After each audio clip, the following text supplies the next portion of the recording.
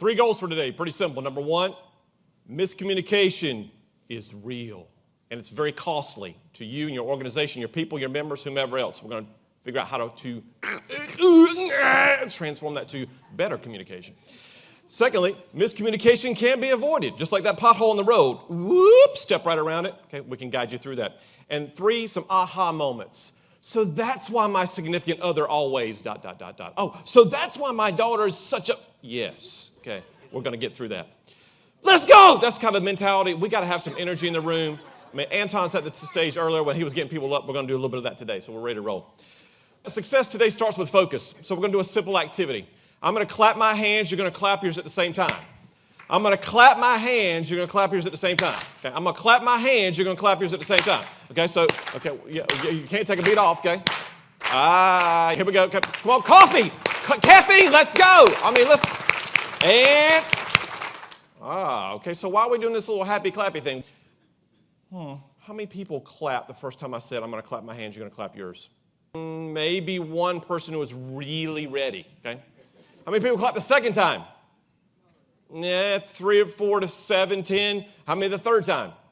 Better. About the 5th or 6th time, then we kind of got into a rhythm, yes? Okay, so if I did that, hey, he's like, you're feeling us again. I say, hey, he's still there. And the reason why we focus on that is because as association members, as associate executives, as meeting executives, we have to change the way we communicate with folks from the amount of times we do it and the modalities in which we do it. We can't just say something one time, I clapped, and you guys are professionals. You got college degrees, and one person clapped. So we have to change the modalities and change the frequency. Use email, use a quick video, a handwritten note, heaven forbid. We've got to change those modalities.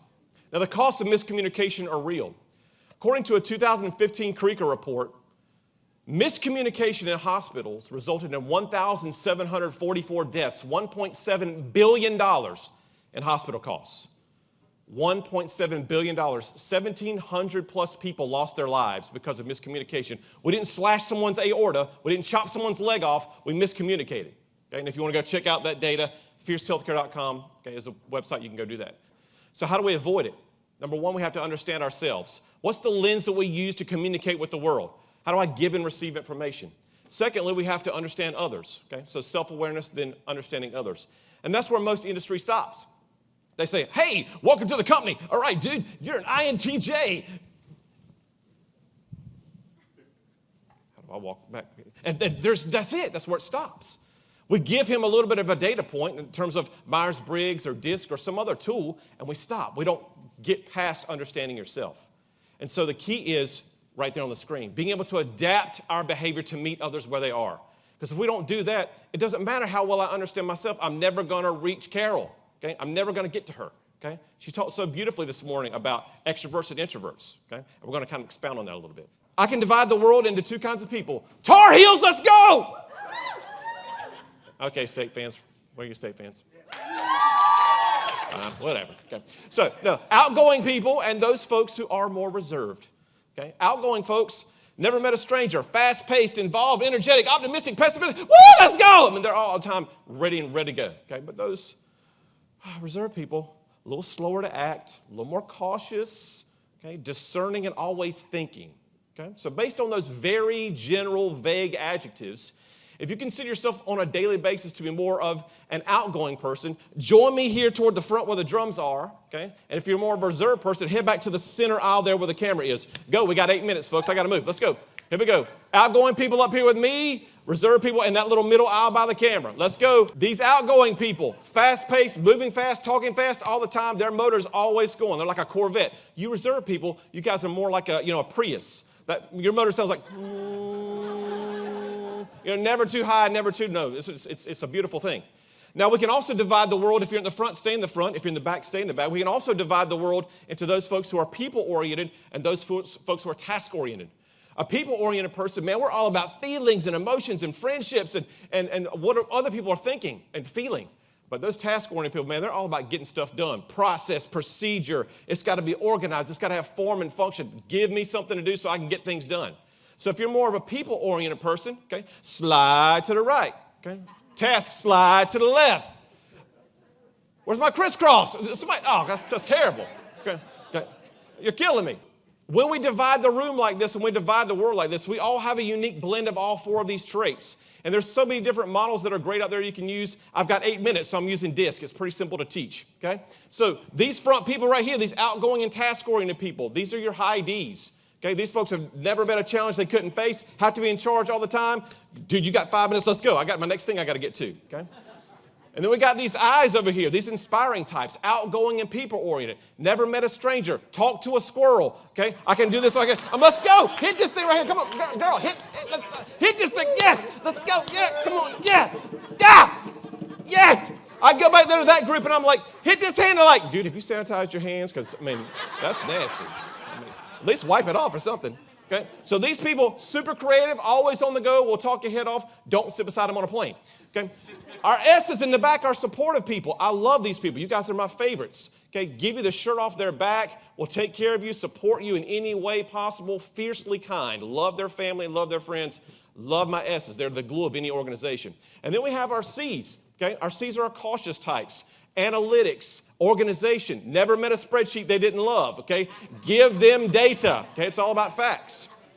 So when we're trying to communicate with one another, we have a breakdown when we start crossing some of these paths, okay? These folks move fast, really slow. Execution, empathy, okay? How's this going to make my people feel? Okay, well, I don't care about your people, but my dog died. Get another dog. That's where we are. Okay? And then this group over here, our high eyes, they're all about the fun, okay? You guys are all about the facts. Did you bring the spreadsheet? No, I thought you were bringing it. Well, let's go to Starbucks, all right. And those people in the back are like, and this is never going to work. Dude, you're 30 seconds over already. Let's go. We got other things to do. They're always focused on the moment of getting things done, but in the proper order, in the right way. Okay, does that make sense? So you can see where we might have some potential conflict going on here because guess what? 90% of all conflict in your organization, your house, wherever you are, comes from this split. It's not the first one we did, it's this one. We're going to finish with this. We need a physical representation of why when you try to interact in your style wherever you are, it's not always going to work, okay? We need to see how clunky miscommunication can be. So I want you to find a partner. Find a partner right there in your group. Just pick somebody. Hello, I'm your new person, okay? Get a partner. Okay? If you don't have a partner, get to another group. Very simply, we're going to shake hands, okay? But here, I got to teach you how to shake first. Okay, don't start doing it yet. I got to teach you how to shake. So this is a shake. It's down once, okay? So if I'm shaking my hand 3 times, look at me. If I'm shaking my hand 3 times, it's 1, 2, 3, and you stop, okay? It's just 1, 2, 3, okay? So practice shaking your hands, but you're going to do it to my tempo, okay? Not yet. Listen for I'm going to give you 5, 6, 7, 8. Are we ready? Okay? 5, 6, 7, 8. Shake, shake, shake, and stop. Don't go back up. Just stay right there. Okay?